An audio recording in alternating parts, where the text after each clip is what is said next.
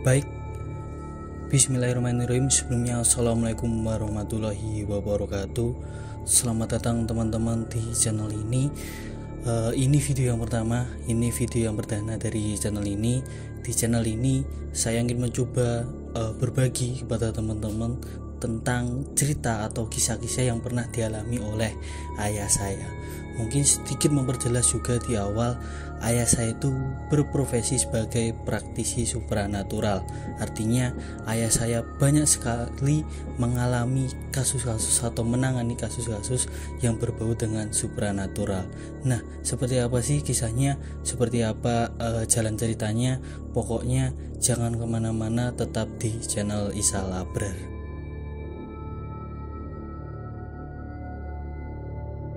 Di video yang pertama ini saya akan membawakan satu cerita kisah nyata yang pernah dialami oleh teman ayah saya, di mana teman ayah saya ini melakukan pesugihan dengan cara menikah dengan jin penunggu Sungai Keramat yang ada di Pulau Jawa. Tapi sebelumnya juga memohon maaf atas ketidaknyamanan ini. Kami tidak bisa menyebutkan secara detail tempatnya di mana karena takutnya akan menjadi tempat atau inspirasi teman-teman untuk datang ke sana dan mencari satu dan lain hal yang pastinya itu tidak kami inginkan. Kisah ini terjadi kurang lebih di tahun 2017 lalu. Sebut saja nama teman ayah saya ini si Pak Kliwon. Tentu ini nama samaran. Pada waktu itu Pak Kliwon datang ke rumah dan menemui ayah saya. Dia berkeluh kesah tentang permasalahan hidupnya. Beliau mengalami kesulitan ekonomi dan permasalahan dengan istrinya, di mana istrinya ini tidak tahan dengan kemiskinan sehingga meninggalkan Pak Kliwon dan memilih pergi bersama laki-laki lain. Pak Kliwon bercerita kepada ayah saya, intinya Pak Kliwon ingin melakukan ritual pesugihan karena sudah sangat kecewa dengan istrinya dan sudah tidak tahan lagi hidup dalam kemiskinan. Beliau mengatakan punya teman juru kunci di Sungai Keramat. Di sungai ini biasa dan dikenal sebagai tempat pesugihan. Dan di sini Pak Kliwon mengatakan bentuk ritual pesugihannya adalah menikah dengan jin penunggu sungai tersebut. Ayah saya sangat kaget dengan keinginan Pak Kliwon. Dan ayah saya juga mencoba untuk menasihati Pak Kliwon agar tidak melanjutkan ritual pesugihan ini karena akan sangat berbahaya dan pasti akan menyesal di kemudian hari. Akan tetapi beliau benar-benar sudah bertekad bulat untuk melakukan ritual tersebut. Setelah perdebatan yang agak panjang, Pak Kliwon benar-benar tidak bisa dinasihati. Akhirnya Pak Kliwon berpamitan untuk pulang. Selang 2 hari kemudian, Pak Kliwon datang kembali ke rumah dan menemui ayah saya. Setelah ngobrol ringan, ternyata akhirnya Pak Kliwon meminta bantuan kepada ayah saya. Yang intinya dalam waktu 3 hari apabila Pak Kliwon tidak kembali ke rumah dan anak-anaknya mencarinya, ayah saya diminta untuk mengantarkan anak-anaknya ke tempat ritual pesugihan tersebut. Semula ayah saya menolak permintaan tersebut, akan tetapi Pak Kliwon yang memaksa. Dengan berat hati akhirnya ayah saya menerima permintaan dari Pak Kliwon. Setelah pembicaraannya selesai, akhirnya Pak Kliwon berpamitan. Beliau pergi dengan mengendarai sepeda motor tuanya menuju ke tempat ritual pesugihan yang dimaksud. Waktu terus berjalan, tidak terasa sudah memasuki hari yang ketiga dan belum ada kabar apapun tentang Pak Kliwon. Ayah saya mulai merasa khawatir dan cemas akan keadaan temannya. Pada waktu itu jam menunjukkan pukul 9 malam. Berhubung tidak adanya kabar dari Pak Kliwon, ayah saya akhirnya memutuskan untuk pergi mengunjungi rumah Pak Kliwon. Dan di saat ayah saya akan berangkat, tiba-tiba Pak Kliwon datang ke rumah. Pada waktu itu beliau nampak sangat lusuh dan kotor. Akan tetapi dari raut wajahnya terlihat Pak Kliwon sangat bahagia. tanpa berpikir panjang, ayah saya langsung mempersilahkan Pak Kliwon untuk masuk ke rumah. Setelah duduk dan ngobrol ringan, akhirnya Pak Kliwon mulai menceritakan pengalamannya dalam ritual pesugihan. Pak Kliwon bercerita setelah sampai di Sungai Keramat, Pak Kliwon bertemu dengan juru kunci.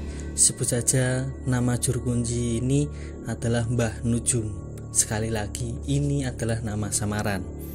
Mbah Nujum menyuruh Pak Kliwon untuk menaruh sesaji di pinggir sungai. Dan Mbah Nujum juga menyuruh Pak Kliwon untuk puasa mutih selama 3 hari. Dan tentunya juga mengajari mantra-mantra atau doa-doa kepada Pak Kliwon agar Pak Kliwon bisa sesegera mungkin bertemu dengan sang penguasa sungai tersebut. Beliau menjelaskan sambil puasa mutih selama 3 hari dan membaca doa atau mantra-mantra, tidak ada keanehan apapun yang terjadi. Beliau duduk di pinggir sungai dan tidak ada seseorang pun yang melihat akan keberadaannya. Pada malam pertama tidak ada kejadian apapun, akan tetapi pada saat malam yang kedua, sembari Pak Kliwon membaca mantra dan doa, tiba-tiba kepala Pak Kliwon pusing dan terasa sangat berat.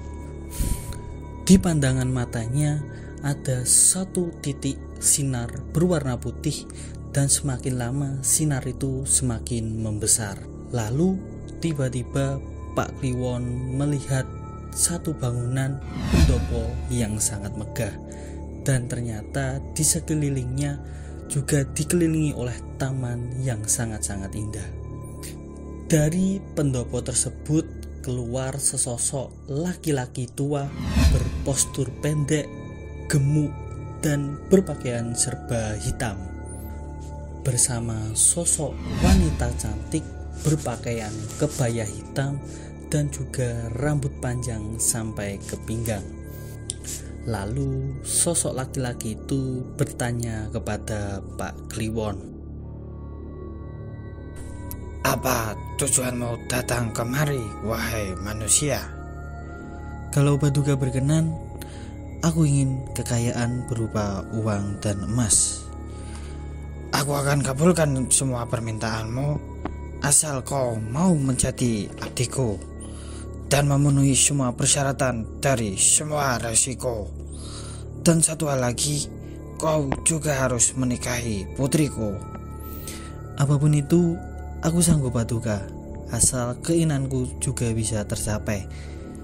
"Baiklah, kalau begitu, untuk langkah awal, menikahlah dengan putriku."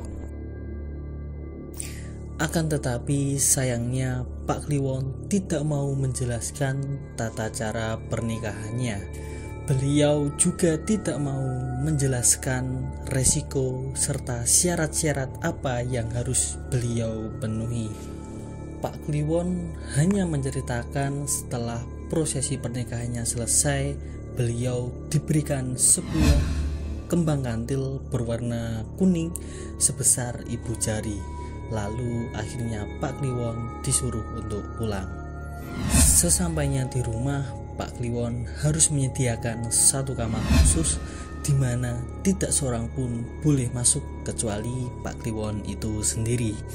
Dan di kamar itulah, kata Pak Kliwon, sesosok istrinya yang makhluk halus akan datang dan memberikan uang dalam jumlah yang sangat-sangat besar di malam-malam tertentu. Mendengar cerita dari Pak Kliwon, ayah saya tidak langsung percaya begitu saja. Akan tetapi ayah saya meminta Pak Kliwon untuk menunjukkan secara langsung kembang kantil yang diberikan tersebut. Akhirnya tanpa berpikir panjang, Pak Kliwon langsung menyerahkan kembang kantil yang berwarna kuning tersebut. Kebetulan di sini ayah saya sangat paham dan bisa membedakan mana emas yang palsu dan mana emas yang asli. Setelah diamati dengan seksama dan dites menggunakan alat pengetes emas, ayah saya bisa memastikan kalau kembang kantil ini terbuat benar-benar dari emas murni. dan dengan berat kurang lebih sekitar 250 gram. Kalau dirasakan dengan menggunakan mata batin, ayah saya juga memastikan bahwa kembang kantil emas ini benar-benar berasal dari alam gaib. Setelah ngobrol panjang, akhirnya Pak Kliwon berpamitan untuk pulang. Semenjak obrolan terakhir pada waktu itu, akhirnya ayah saya memutuskan untuk sedikit menjaga jarak atau bisa dikatakan juga sedikit menjauhi Pak Kliwon, karena ayah saya sudah sangat kecewa dengan Pak Kliwon yang memilih untuk masuk ke dalam dunia pesugihan. Waktu terus berjalan, kurang lebih selama 3 bulan. Tiba-tiba ada kabar bahwa putranya Pak Kliwon mengalami kecelakaan tunggal dan meninggal dunia. Dan ayah saya juga meyakini bahwa meninggalnya anak Pak Kliwon adalah imbas atau efek dari perjanjian pesugihan dari Pak Kliwon itu sendiri. Begitulah realita pesugihan. Pastinya tidak akan pernah membawa kebahagiaan, tetapi justru akan membawa kesedihan untuk keluarga. Sekian dulu video kali ini, dan besok di video selanjutnya kita akan bahas lebih tuntas lagi dalam cerita ini di part 2. Saya mohon saran dan masukan tentunya supaya channel ini bisa berkembang. Dan di video yang perdana ini saya juga memohon maaf yang sebesar-besarnya apabila masih banyak kekurangan, serta tak lupa saya juga mengucapkan banyak-banyak terima kasih kepada teman-teman yang sudah menonton video kali ini. Sekian dari saya. Wassalamualaikum warahmatullahi wabarakatuh.